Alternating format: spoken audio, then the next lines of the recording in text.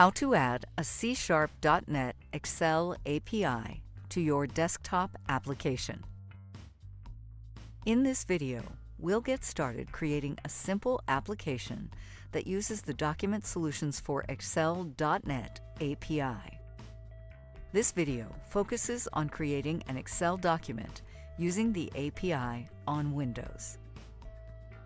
First, create a .NET Console application in Visual Studio.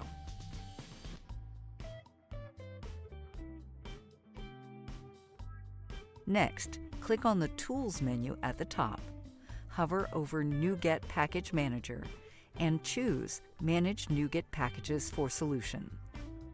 This will open the NuGet Package Manager. In the package source, on the top right, choose NuGet.org. Click the Browse tab on the left and search for ds.documents.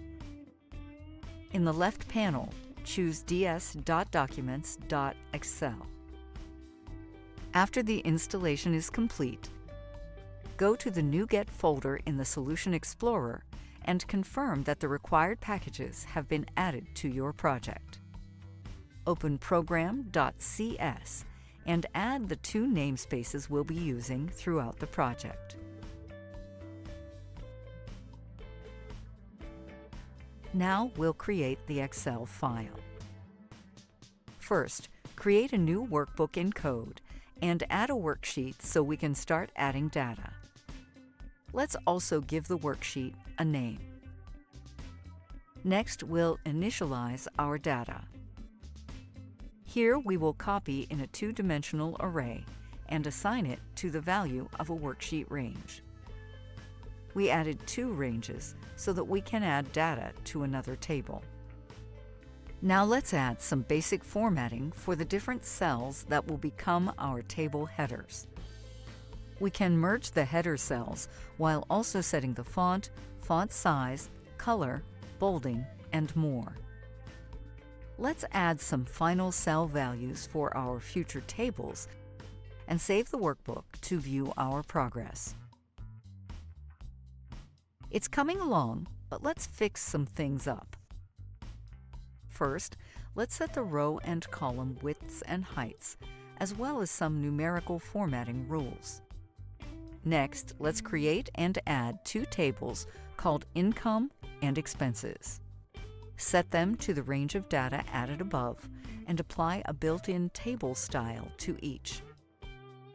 Now let's add some formulas and calculations with additional numerical cell formatting rules.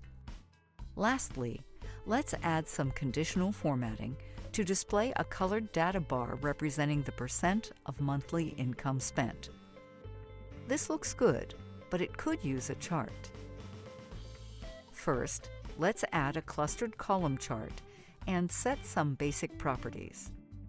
Then, we will create and set the category axis with properties as well.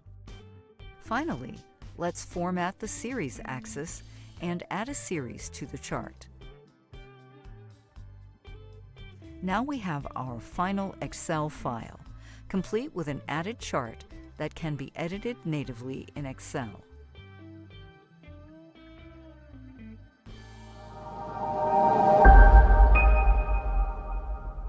Together, we created an Excel file with two tables that included styles and headings, and we applied formulas with a data bar and chart. To learn more about Document Solutions for Excel, check out our demos on developer.meshius.com/demos.